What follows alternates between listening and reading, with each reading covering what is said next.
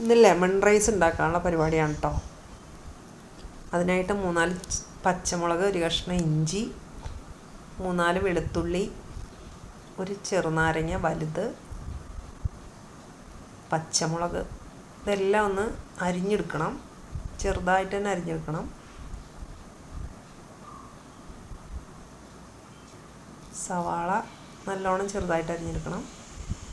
ചെറുനാരങ്ങ കുരു കളഞ്ഞ് പിഴിഞ്ഞെടുക്കണം, കുരു ഇല്ലാതെ.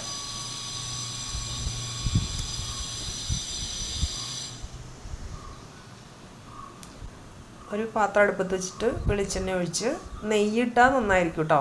നെയ്യ് ഉണ്ടായിരുന്നില്ല, അതുകൊണ്ട് ഞാൻ വെളിച്ചെണ്ണ ഒഴിച്ചത്. വെളിച്ചെണ്ണയുടെ കൂട്ടത്തിൽ നെയ്യ് വേണമെങ്കിൽ അങ്ങനെയും ചേർക്കാം, കുഴപ്പമില്ല.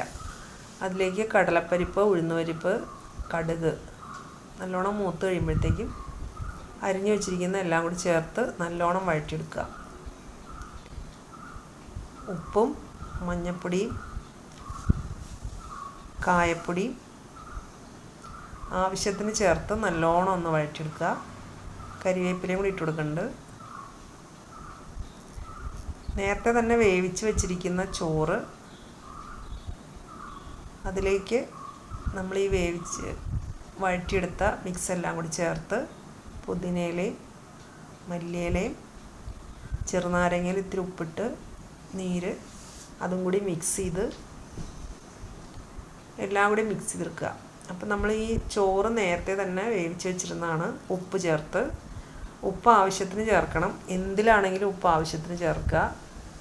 ഈ വഴറ്റിയെടുത്ത സാധനങ്ങളെല്ലാം ചേർക്കുന്നതിന് മുമ്പ് ചോറിൻ്റെ ഉപ്പൊന്ന് പരിശോധിക്കണം.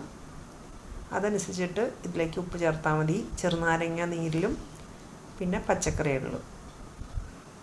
പച്ചക്കറി എന്ന് ഉദ്ദേശിച്ചത് സവാളയും പച്ചമുളകൊക്കെ കൂടി. അപ്പോൾ ഉപ്പ് ആവശ്യത്തിന് മാത്രം നോക്കി ഉപയോഗിക്കുക.